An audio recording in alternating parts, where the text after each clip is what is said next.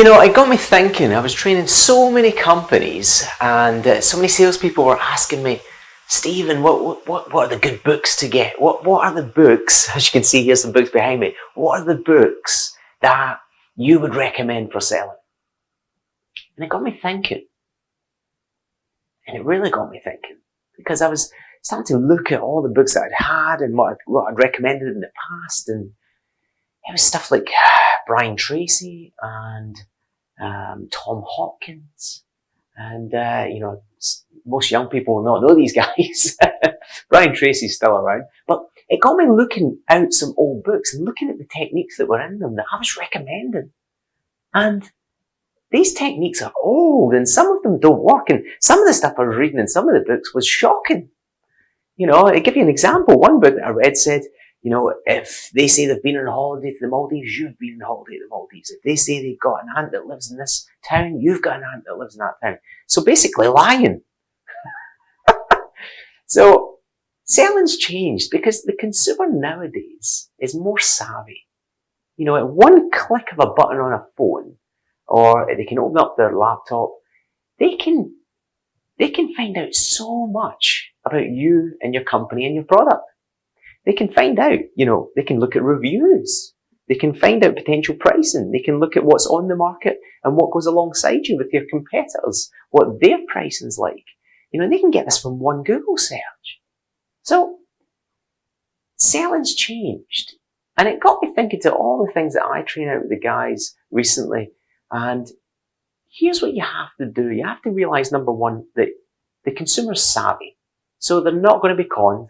They're not going to be tricked. They're not going to be lied to.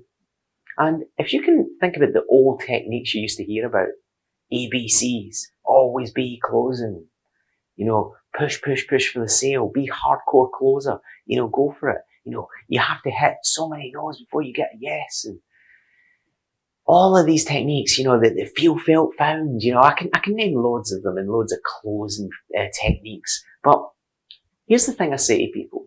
It's not about having a set of closes that you can use. Because the closing is like if you take golf, for example, the closing is your 1 foot putt. That's the last thing at the end. The key thing is getting there. Is your mind right? When you're ready to tee off. Has the tee off been perfect with your driver? Has the drive been right? Has the next shot been nice and straight right down near the green? Has the chip up onto the green got you 1 foot from the putt? Everything has to be right to then make that putt easy. And that is what it's like in selling. You have to have the right connection with the customer. You have to have the right rapport with them. You have to have the right tone with them, especially if you're on the phone. You have to ask the right questions. You have to have the mindset of a doctor. Yeah, the mindset of a doctor. Think about it. You go to the doctors and you sit down there. They will start asking you questions. Then they'll take a few notes and maybe ask you some more questions, some more probing questions. Then they'll check you out a little. They do all of these things before they're ever going to write your prescription for what they think will solve your problem. And we need to do that in selling nowadays. We need to ask really clever and powerful questions. And before that, going into your phone call or your face-to-face meeting, have a different mindset and heart set. Are you going in with the mindset of, in the heart of, let's see if I can help that person?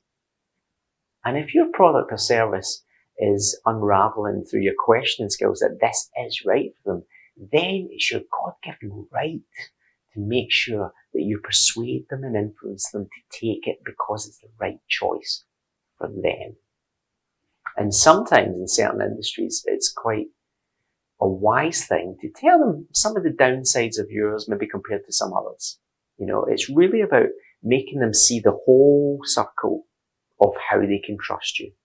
You've asked the right questions and you've spent time on that before you ever provide the solution. And then you're providing them with a solution that's absolutely key, that ticks all their boxes. And then, if they've got a cheaper competitor or something like that, you're then going over the pluses and the negatives of ours, potentially compared to theirs. But it's changed. So us as salespeople need to change. So we need to become very astute at connecting with your customers, about building rapport with them, about all the right questions, and get them to buy into it and sell it to themselves. And you can do that through very clever questioning, and then persuading and influencing in all the right ways, because you know that product is right for them.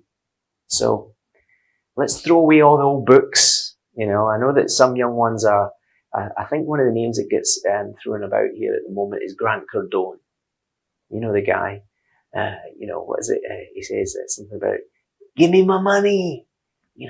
Show me the money. That's Jerry Maguire. But Grant Cardone is one that I see a lot of younger ones listening to and watching videos, and I can see why they get influenced by him and some of the likability. And some of the stuff that Grant does, I actually really, really like. I saw his office, and he's got a lot of signs up for positive mindsets and things like that.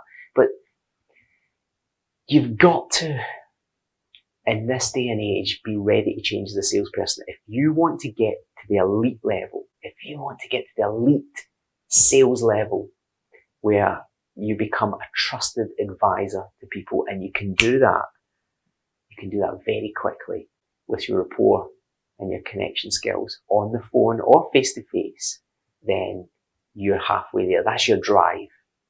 And, all this hardcore closing and, feel, felt, found techniques and all of this kind of stuff, it's old school now. It's old. We need to change because the consumer has changed. And through this program and through the next set of videos, I am going to show you how you can change and become an elite level salesperson in today's economy.